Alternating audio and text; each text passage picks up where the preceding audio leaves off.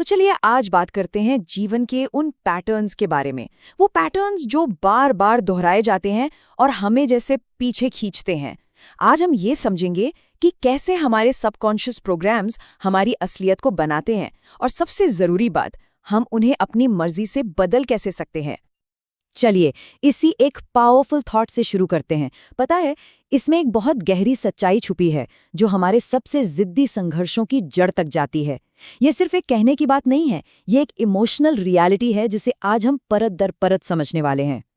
क्या कभी ऐसा महसूस हुआ है कि आप एक ही सिचुएशन में बार बार फंस जाते हैं? जैसे चाहे वो गलत तरह के पार्टनर को चुनना हो या फिर ऑफिस में एक ही तरह के बर्ताव का सामना करना। ऐसा होता क्यों है? आज हम इसी सवाल के जवाब की तह तक जाएंगे। तो इसका जवाब कहाँ है? हमारे लॉजिकल दिमाग में नहीं।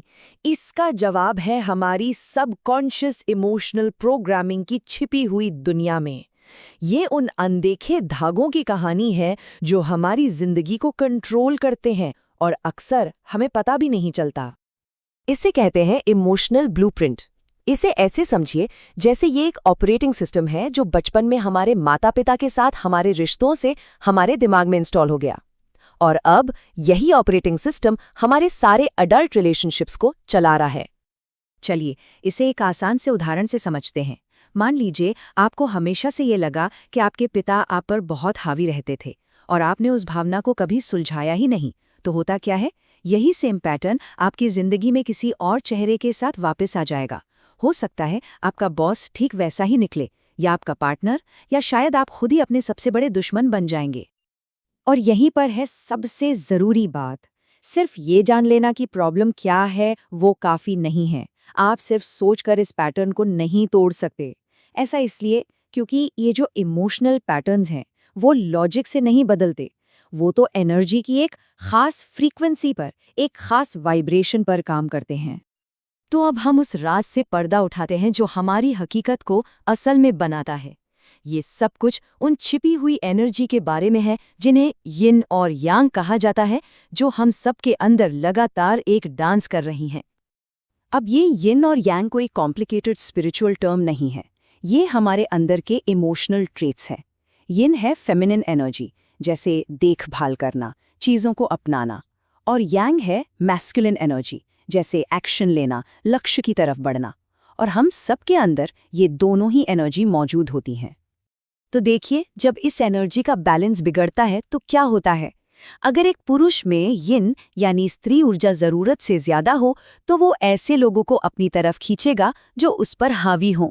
वो न नहीं कह पाएगा, लोग उसे फॉर ग्रांटेड लेंगे। वहीं दूसरी तरफ जब एक महिला में यांग यानी पुरुष ऊर्जा हावी हो तो वो मदद नहीं मांग पाएगी, इमोशनली अकेला महसूस करेगी और हो सकता है ऐसे पार्टनर को अट्रैक्ट करे जो फाइनेंशियली उस पर निर्भर हों।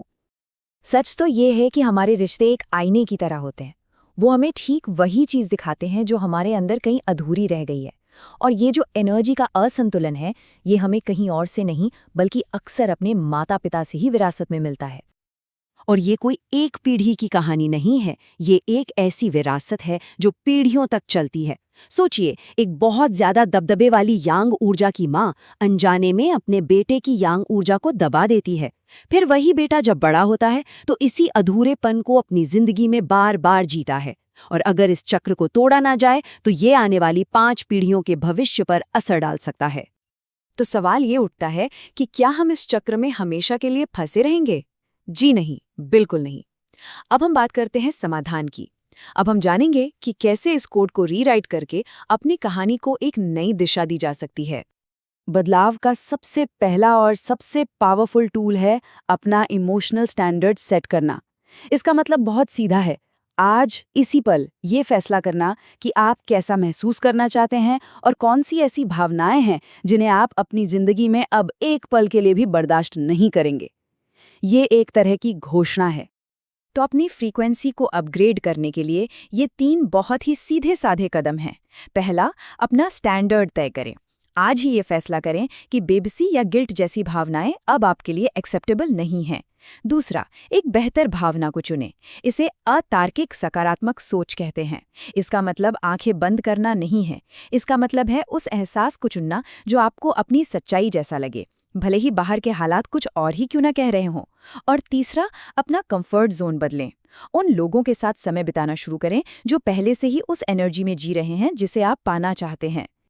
तो यहाँ सबसे बड़ा माइंड शिफ्ट यही है, हमें बाहरी समस्याओं को ठीक करने में नहीं उलझना है, हमें अपने अंदर के इंसान को विकसित करना है, उसे इवॉल्व करना है। क्योंकि जब आप अंदर से इवॉल्व होते हैं तो बाहरी समस्याएं या तो खुद ब खुद सुलझ जाती हैं या फिर वो समस्याएं रहती ही नहीं। और जब आप अपनी अंदर की दुनिया, अपनी फ्रीक्वेंसी बदलते हैं ना, तो आपकी बाहरी दुनिया में जैसे चमत्कार होने लगते हैं। ये बदलाव सिर्फ एक जगह पर नहीं होता, बल्कि आपकी जिंदगी के हर पहलू पर एक लहर की तरह फैलता है। ये एक होलिस्टिक शिफ्ट है। जब आपकी इमोशनल फ्रीक्वेंसी ऊपर उठती है तो आपके रिश्ते अच्छे होने लगते हैं, आपकी सेहत में सुधार होता है, करियर में नए रास्ते खुलते हैं और यहाँ तक कि आपकी फाइनेंशियल सिचुएशन भी बदलने लगती है। आप अपने जीवन में एक गहरा मकसद महसूस करने लगते हैं।